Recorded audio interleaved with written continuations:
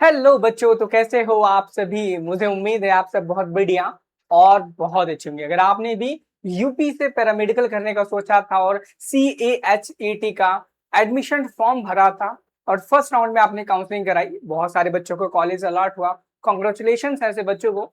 और ऐसे बहुत सारे बच्चे जिनको कोई भी कॉलेज अलॉट नहीं हुआ, और बहुत सारे ऐसे भी बच्चे होंगे जिन्होंने कॉलेज तो अलॉट हुआ था लेकिन उन्होंने डिक्लाइन कर दिया ड्यू टू सम रीजंस। उन सभी बच्चों के लिए बहुत बड़ी खुशखबरी है।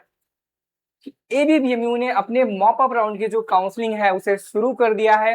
पोस्ट रेजिग्नेशन शीट मैट्रिक्स जारी कर दी है और चॉइस फिलिंग होना स्टार्ट हो गई है। इस वीडियो में हम जानने वाले हैं कि चॉइस फिलिंग कैसे करनी है, कौन कौन पार्टिसिपेट कर सकता है, ठीक है, और किस कोर्स में कितनी सीटें बची हैं, डिटेल में जानने वाले हैं। और अपनी बेस्ट प्रेफरेंस लिस्ट कैसे बनाने वाले हैं हम लोग, इसके बारे में डिटेल में चर्चा करेंगे। अगर आप यूट्यूब पे मुझे पहली बार देख रहे हो तो मैं बता दूं, मैं नर्सिंग गुरुकुल पे नर्सिंग, पैरामेडिकल, JNM ANM से रिलेटेड जितनी भी इंफॉर्मेशन है, चाहे वो यूजी कोर्सेज की हो, मास्टर कोर्सेज की हो, सब लेकर के आता रहता हूँ। चैनल पे नए हो तो अभी सब्सक्राइब कर लेना, ताकि फ्यूचर में आने वाली जितनी भी अपडेट्स हैं वो सबसे पहले और सबसे सटीक आपको मिलती रहे। ठीक है, कंप्लीट हर एक चीज के बारे में इंफॉर्मेशन जानने वाले हैं, चैनल को सब्सक्राइब कर देना। ठीक है, सबसे पहले तो हम ये जानेंगे कि कौन कौन से, थोड़ा वीडियो लंबा हो सकता है लेकिन वीडियो को देखना जरूर। सबसे तो पहले हम ये जानेंगे कौन कौन से बच्चे ऐसे हैं जो एलिजिबल हैं पार्टिसिपेट करने के लिए इस मॉप अप राउंड में। हो सकता है कुछ बच्चे ऐसे भी हों जो एलिजिबल ना हो, तो हम सबसे पहले एलिजिबिलिटी ही देखने वाले हैं कि कौन कौन से ऐसे बच्चे हैं जो कि एलिजिबल हैं और कौन से नहीं है जो एलिजिबल पार्टिसिपेट करने के लिए। तो सबसे पहले आपको यही बता दूं, देखो बहुत क्लियर कि आज से ही display of post resignation seat matrix and start of registration for online counselling and choice filling start हुआ है। 4 तारीख को कहा गया था और 4 तारीख से ही स्टार्ट हो चुका है। क्लियरली आपके सामने डेटा है, आप देख सकते हो। एंड उससे भी बड़ी बात ये है कि आपके पास मात्र 2 दिन का समय है इस चीज को करने के लिए। आज है 4 तारीख है, आपके पास 5वां तारीख है और 6वां तारीख, यानी कि 6 तारीख को रात के 12 बजे इसका जो पोर्टल है रजिस्ट्रेशन का वो कंप्लीटली ऑफ हो जाएगा। तो आपको जो रजिस्ट्रेशन चॉइस फिलिंग करनी है 12 बजे से पहले कर लेनी है, उसके बाद आपको मौका 6 तारीख के बाद नहीं मिलेगा। अनाउंसमेंट ऑफ सीट एलोकेशन, अगले ही दिन आपको सीट एलोकेशन का रिजल्ट है जारी कर दिया जाएगा। 7 तारीख से लेकर के ही आप 12 तारीख तक अपने कॉलेज को एक्सेप्ट कर पाओगे, डॉक्यूमेंट वेरिफिकेशन के लिए जा पाओगे, ठीक है, बिना किसी परेशानी के। ये तो बहुत बेसिक सी बात थी, हर वीडियो में हमने डिस्कस किया हुआ है, इवन हर एक प्लेटफॉर्म वालों ने भी इस चीज को डिस्कस किया हुआ है। अब सबसे मेन इंपॉर्टेंट चीज है कि मॉप अप राउंड में पार्टिसिपेट कौन कौन से बच्चे कर सकते हैं, क्योंकि ये चीज जानना बहुत ज्यादा बेहद जरूरी है। क्योंकि कुछ बच्चों के मन में अभी भी कंफ्यूजन है, मेरे पास बहुत सारे बच्चों के मैसेजेस, कॉल्स आते हैं कि भाई हम मॉप अप राउंड में क्या पार्टिसिपेट कर सकते हैं कि नहीं कर सकते हैं। तो यहाँ पर पूरा एलिजिबिलिटी क्राइटेरिया लिखा हुआ है मॉप अप राउंड में पार्टिसिपेट करने के लिए। चलो वन बाय वन करके हम जान लेते हैं। तो यहाँ पे एलिजिबिलिटी के लिए सबसे पहले उन बच्चों के क्राइटेरियाज हैं जो पार्टिसिपेट कर सकते हैं। सबसे पहला पॉइंट है all candidates who have not participated in round 1 of the counselling, यानी कि ऐसे बच्चे सारे पार्टिसिपेट कर सकते हैं जो कि क्वालिफाइड है काउंसलिंग के लिए और उन्होंने फर्स्ट राउंड में पार्टिसिपेट नहीं किया था। याद रखना, सारे बच्चे पार्टिसिपेट कर सकते हैं जिन्होंने फर्स्ट राउंड में पार्टिसिपेट नहीं किया था। पहली चीज क्लियर हो गई। अब दूसरी चीज सुनो, all candidates who have participated in round 1 and have not been allotted any college seat। अब यहाँ इन्होंने लिख रखा है कि वो सभी बच्चे पार्टिसिपेट कर सकते हैं जिन्होंने फर्स्ट राउंड में पार्टिसिपेट तो किया था लेकिन उनको कोई भी कॉलेज में किसी भी कोर्स में दाखिला यानी कि सीट अलॉटमेंट नहीं हुआ था। ठीक है, अब नेक्स्ट चीज, all candidates who have completed the admission process in round 1 and also can participate in the mop-up round, but they have to resign from their allotted seat within the specified date and time before registration.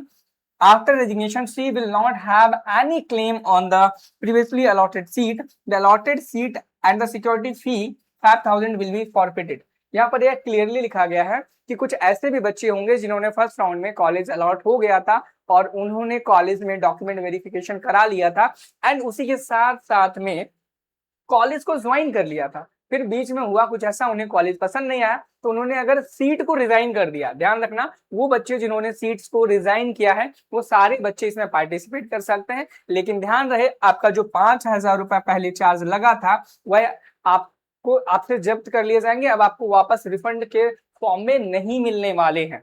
बहुत to be clear, याद रखना है, इस point में बच्चों को बहुत clear होता है। मैं सबसे क्लियर कर दूं, वे बच्चे जो पहली बार काउंसलिंग करा रहे हैं उनसे 5500 रुपए लगेगा। वो बच्चे जिनको कॉलेज मिल गया था और उन्होंने डिक्लाइन कर दिया, उनसे 5500 लगेगा। और वह बच्चे जिनको कॉलेज मिल गया था, एडमिशन प्रोसेस कंप्लीट कर ली थी, उनसे भी 5500 रुपए दोबारा से लगने वाले हैं। ठीक है, कंप्लीट। और उन बच्चों से कोई पैसा नहीं लगेगा जिनको कोई भी कॉलेज अलॉट ही नहीं हुआ था फर्स्ट राउंड में।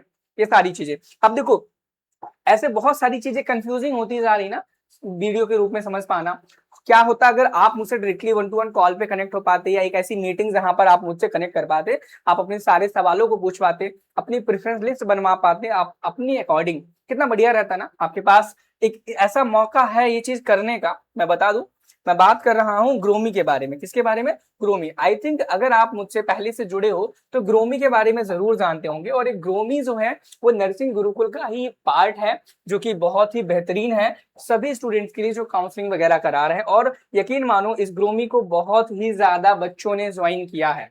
क्या किया है? बहुत ही ज्यादा बच्चों ने ज्वाइन किया है काउंसलिंग के पर्पस के लिए, चाहे वो पैरामेडिकल हो, सीनेट हो, एम्स हो, सभी कोर्सेज के बच्चों ने। ये हमारे टॉपर्स हैं जो आप देख सकते हो, जिनको सिलेक्शन गवर्नमेंट मेडिकल कॉलेजेस में हुआ है। ठीक है, तो आगे जब हम यहाँ नीचे आएंगे तो यहाँ पे एक सेक्शन जी वाला दिखेगा, मैं डायरेक्ट लिंक भी दे दूंगा। एंड बुक योर सेशन पे जब आप जाओगे ना, अभी मैं बताऊंगा ये क्या है, बुक योर सेशन पे जाओगे तो क्लियरली आप पढ़ पाओगे यहाँ पे क्या है। मेन्यू में पैकेजेस का ऑप्शन मिल जाएगा और नीचे स्क्रॉल करोगे बुक माई 1-1 सेशन का ऑप्शन मिल जाएगा, ये बटन।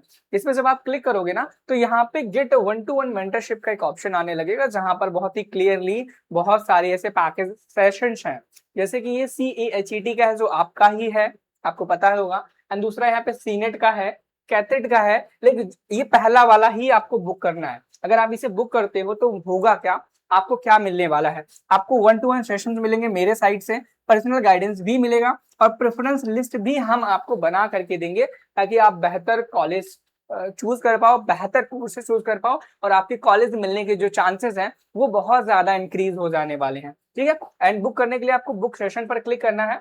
जैसे ही आप बुक सेशन पे क्लिक करते हो, यहाँ से आप डेट एंड टाइम सेलेक्ट कर लेना। याद रखना 6 तारीख ही है, 6 तारीख तक ही है, तो 3, 4, 5, 6, 4, 5, 6 में कोई भी डेट एंड टाइम सेलेक्ट कर लेना। आप करने के बाद जैसे टाइम पे क्लिक करोगे, नेक्स्ट पे क्लिक करोगे, आपसे जीमेल आईडी मांगेगा।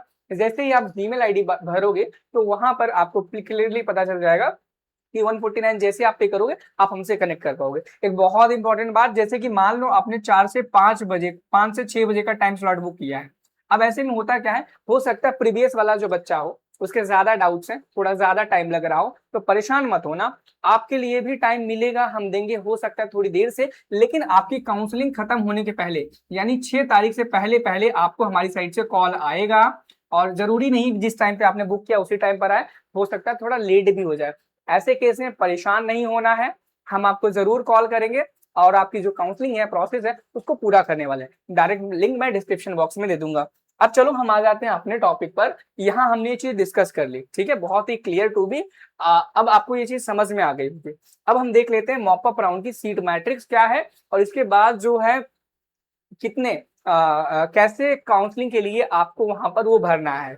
देखो चॉइस फिलिंग, यानी कि आपको अपनी वो कैसे बनानी है, क्या कहते हैं, प्रेफरेंस लिस्ट कैसे बनानी है। अब देखो इससे पहले जो मैंने वीडियो बनाया था और मैंने कहा था कि सबको एडमिशन मिलेगा, क्योंकि बहुत ज्यादा सीट्स खाली हैं। अगर मैंने बात की थी यूपी यूएमएस की, बी ऑप्टोमेट्री की, इटावा में जो की है, इसमें 32 सीट्स खाली गवर्नमेंट की। और अगर प्री रेजिग्नेशन देखोगे तो आप इसमें 28 सीटें खाली थी। मैंने कहा था लगभग 4 से 6 बच्चे इस कॉलेज में जरूर रिजाइन करेंगे, और हुआ रिजाइन। उसी प्रकार से देखोगे यहाँ पर BMRIT में 18 सीट्स खाली हैं, ठीक है, BMLS में 17 सीट्स खाली हैं, और बीपीटी में 19 सीट्स खाली हैं, जो कि बीपीटी बच्चों का हाईली डिमांडेड कोर्स होता है। यूपीयूएमएस में 19 सीट्स खाली हैं बीपीटी की, ठीक है। और अगर हम देखें यहाँ पर ग्रेटर नोएडा में BMRIT के 33 सीट्स खाली हैं। उसके बाद यहाँ पे BAOT ऑपरेशन थिएटर टेक्नोलॉजी के 33 सीट्स खाली हैं। उसी प्रकार से 31 सीट्स खाली हैं। और यहाँ पे MLB मेडिकल कॉलेज झांसी में 12 सीट्स खाली है, किसकी, BMLS की। BMRIT के 7 सीट्स खाली हैं, बीपीटी की 20 सीटें खाली हैं। एग्जैक्टली देखो इतनी ज्यादा हाई नंबर ऑफ सीट्स यहाँ पर खाली हैं। बच्चों को कॉलेज ना अलॉट होने का रीजन पता है क्या है? क्योंकि उन्होंने चॉइस फिलिंग अपनी प्रेफरेंस लिस्ट सही से नहीं बनाई है। एग्जैक्टली इसीलिए मैं बोल रहा हूँ ग्रोमी को ज्वाइन करो ज्यादा से ज्यादा। ताकि आपकी बहुत ही अच्छे तरीके से प्रेफरेंस लिस्ट बन पाए और आपको कॉलेज मिलने के जो चांसेस हैं वो बहुत ज्यादा हाई हो जाए। तो इस तरीके से आप देखते हो हर कॉलेज में किसी में 15 सीट्स खाली हैं, BASLP में, BOTT में यहाँ पे देखो कितनी सीट्स खाली हैं। ये गवर्नमेंट सीट्स हैं। गवर्नमेंट सीट्स में 30 सीट्स खाली हैं और प्राइवेट की तो बात ही मत करो। यहाँ पे 29, 18, 8, 37, 22, 18, 25, 25, 37, 32 ऐसे करके कॉलेज 38 सीट तक खाली हैं। तो देखो नंबर ऑफ सीट्स कितनी खाली हैं। तो बच्चों आपको परेशान नहीं होना है, आपको राइट डिसीजन लेना है राइट चॉइस के लिए, ताकि आप अपनी काउंसलिंग अच्छे से करा पाओ। ग्रोमी ज्वाइन करना है, डिस्क्रिप्शन बॉक्स में डायरेक्ट लिंक मिल जाएगा। अब हम बात कर लेते हैं कि क्या सबको पैसा देना कंपलसरी है ग्रोमी ज्वाइन करने के लिए। देखो बहुत ही to be honest and clear मैं बताऊं, अगर आपको हमसे पर्सनलाइज काउंसलिंग करवानी है तो ग्रोमी ज्वाइन कर लो, ठीक है। एंड अगर आप चाहते हो नहीं नहीं मैं तो खुद करूंगा, आप तरीका बता दो, तो मैं आपको तरीका भी बता दे रहा हूँ, ठीक है। क्या कर रहा हूँ, तरीका भी बता दे रहा हूँ। आप इस तरीके का इस्तेमाल करके फ्री में, जो आपसे 150 रुपए 200 रुपए मैं आपसे लेने चार्ज करने वाला वो नहीं लगेगा, खत्म बात। आप इस तरीके को फॉलो करके देख सकते हो, ठीक है। चलो वन बाय वन सबसे पहले क्लियर करता हूं आपको कि कैसे आपको ये सब चीजें करनी है ताकि फ्यूचर में आपको दिक्कत ना आए, ठीक है। यानी कि आपको कॉलेज में जो सीट है बहुत आराम से मिल जाए। सबसे पहले यहाँ पे चॉइस फिलिंग हम देखने वाले हैं। चॉइस फिलिंग, स्पेलिंग थोड़ी गड़बड़ हो सकती है बच्चों, तो स्पेलिंग्स को लेकर के इतना ध्यान मत देना। चॉइस फिलिंग में हम अपनी प्रेफरेंस लिस्ट कैसे बनाने वाले हैं उसके बारे में हम डिटेल में बात करने वाले हैं। सबसे पहले याद रखो कि सबसे पहले आप ना अपना एक चूज करो, क्या सिटी। लाइक एक पेन एंड पेपर लो, अपने पेरेंट्स से पूछो कि भाई आप हमें किन किन सिटीज में जाने की परमिशन देते हो। तो लाइक यहाँ पे सबसे पहले सिटी परमिशन होनी चाहिए, सिटी परमिशन। क्योंकि बहुत बार ऐसा देखा है मैंने कि बच्चों को एडमिशन लेना है, वो सीट अलॉट हो जाती है उनको, बट उनके घर से काफी दूर होता है या ऐसी जगह होता है जहां पर वो नहीं जा सकते हैं। तो ऐसे केसेस में क्या होता है, वह कॉलेज उनको मिल तो जाता है, फिर उन्हें डिक्लाइन करना पड़ता है, बार बार परेशानी होती है। तो एक पेन पेपर लो, मम्मी पापा से ये पूछ लो कि कौन कौन से सिटीज में जाने की वो परमिशन देंगे। चलो यहाँ पर हम एक एग्जाम्पल के तौर पर भी समझते जाएंगे कि क्या चीजें हम कैसे करने वाले हैं, ठीक है। तो लाइक एग्जाम्पल के लिए हम एक यहाँ पे पर्सन मान सकते हैं, विशाखा एक स्टूडेंट है, ठीक है, जिसको क्या करना है, एडमिशन लेना है। और वह पहले पॉइंट को फॉलो करती है और उसके पेरेंट्स बोलते हैं कि ठीक है बेटा, आप क्या करो, आप वाराणसी ले लो, वाराणसी ले लो, कानपुर ले लो, लखनऊ, इतने सिटीज को चूज कर लो। इनमें आपको अगर बीपीटी के कोर्सेज, ठीक है, उसके बाद BMLT LT के कोर्सेज अगर मिल रहे हैं तो आप ले लो, हमें कोई परेशानी नहीं है। सबसे पहली प्रेफरेंस हमें सिटी को देनी है, दूसरे बात हमें कोर्स को देनी है। क्या करना है, कोर्स को देनी है, ठीक है। आप ऐसा भी कर सकते हो कि पहले आप कोर्सेज देख लो कि भाई आपको कौन से कोर्सेज देखने हैं, कौन कौन से कोर्सेज में एडमिशन लेना, बीपीटी BMLT जितने भी, सबसे पहले कोर्स देख लो, उसके बाद देखो वो कोर्स कौन कौन से सिटीज में है, ठीक है। तो ये करो। सबसे पहले मान लो विशाखा के पेरेंट्स ने बोला कि वाराणसी कानपुर लखनऊ, तो विशाखा क्या करेगी, सबसे पहले अपनी सीट मैट्रिक्स खोलेगी। अब ये बात गवर्नमेंट और प्राइवेट दोनों के लिए है, लागू होती है, ध्यान देना। क्या करना, गवर्नमेंट प्राइवेट दोनों के लिए लागू होती है, ध्यान देना। तो विशाखा क्या करेगी, सबसे पहले वाराणसी के जितने भी कॉलेज हैं, यहाँ पर वाराणसी के आप देखोगे तो वाराणसी होमी भाभा कैंसर हॉस्पिटल है, होमी भाभा कैंसर हॉस्पिटल है। अब इसमें BAOTT का कोर्स है और BMLS का है। अब देखो, अब MLT और BMLS लगभग एक ही है, ठीक है, आपको पता ही होगा। तो BMLT इसमें अवेलेबल है, ठीक है। और विशाखा यह भी करेगी कि कितनी सीट्स है ये तो देखेगी। इसमें इसने देखा कि इसमें टोटल कितनी सीट है, 10 सीट्स अवेलेबल हैं। और विशाखा मान लो ओबीसी कैटेगरी से बिलोंग करती है, क्या करती है, ओबीसी कैटेगरी से बिलोंग करती है। तो विशाखा को ना ओबीसी कैटेगरी में कितनी सीट्स खाली हैं वह देखना पड़ेगा। क्या करना पड़ेगा, वह कॉलेज देखना पड़ेगा कि ओबीसी में कितनी सीट्स खाली हैं। तो ये ओबीसी की रही, तो विशाखा के लिए होमी भाभा में 2 सीट्स खाली हैं। तो विशाखा क्या करेगी, अपनी लिस्ट खोलेगी तुरंत ही और यहाँ पर क्या करेगी, यहाँ पे सबसे पहले वाराणसी लिखेगी, वाराणसी, एंड यहाँ लिख लेगी होमी भाभा,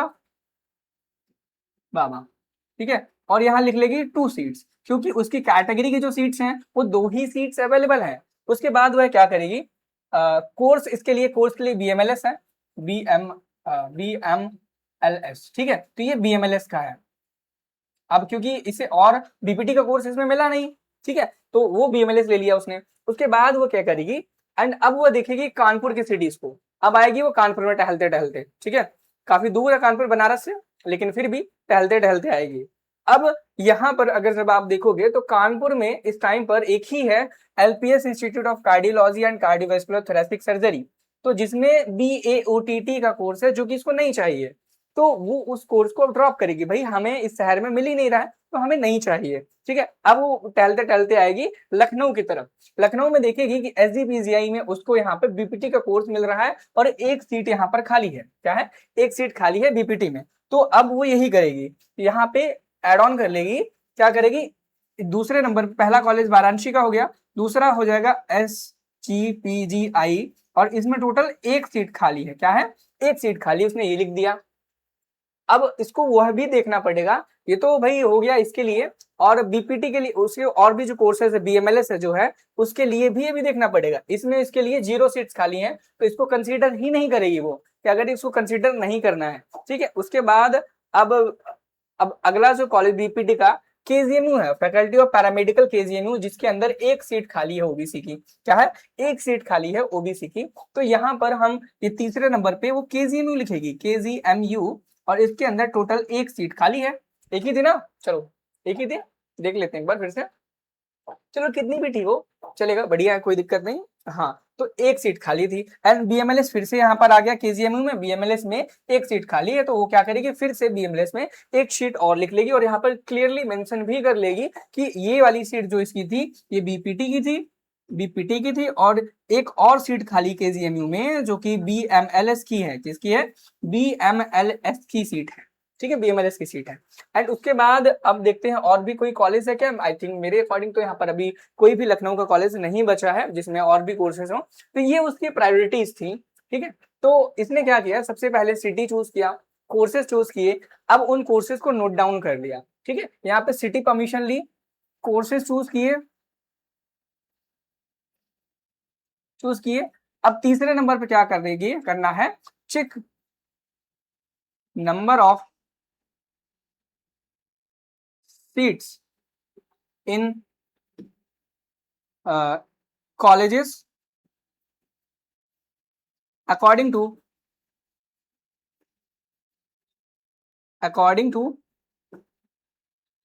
कैटेगरी,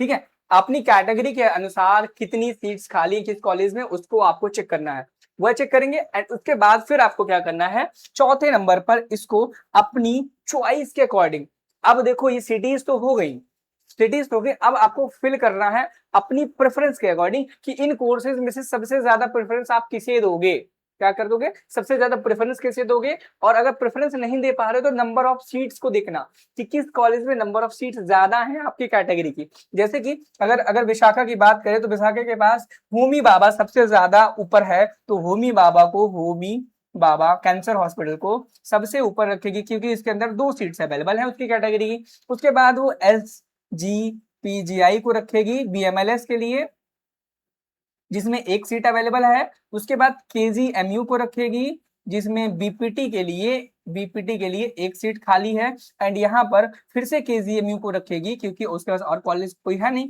BMLS के लिए, जिसमें भी एक ही सीट खाली है अकॉर्डिंग टू हर कैटेगरी। तो ये वो तरीका था जिस तरीके से अगर आप कॉलेज की प्रेफरेंस भरते हो खुद से, तो आपको कॉलेज मिलने के जो चांसेस हैं बहुत ज्यादा हाई हो जाते हैं। बाकी अगर अभी तक आपने ग्रोमी ज्वाइन नहीं किया तो डिस्क्रिप्शन बॉक्स में लिंक है, आप वहां से ज्वाइन कर सकते हो। बाकी कोई दिक्कत परेशानी आती है तो मैं अपना कॉन्टैक्ट ड्रॉप कर दे रहा हूँ, यहाँ पर आप मैसेज कर सकते हो 9795020344 के लिए। तो हम आपके लिए आपकी जो भी प्रेफरेंस होगी बेस्ट वो आपको सजेस्ट कर देंगे, ताकि आप अपनी जो चॉइस फिलिंग है उसे कर पाओ और अपने मन पसंदीदा कोर्सेज में एडमिशन ले पाओ, ठीक है। बाकी चैनल पे अगर आप नए होगे तो आई थिंक आपको जानकारी सही और अच्छी लगी होगी, और अब मुझे उम्मीद है आप अपने इस चैनल को सब्सक्राइब करके ही जाओगे, क्योंकि इतनी बेहतर और इतनी डिटेल में चीजों को जानकारी देने के लिए कोई नहीं है। और उम्मीद करता हूँ आपने सब्सक्राइब कर लिया होगा, अगर नहीं किया तो बहुत बड़ी गलती कर रहे हो, बता रहा हूँ, ठीक है। चलो मिलते हैं नेक्स्ट वीडियो में आपकी नई जानकारियों के साथ। Thank you, have a nice day, bye bye.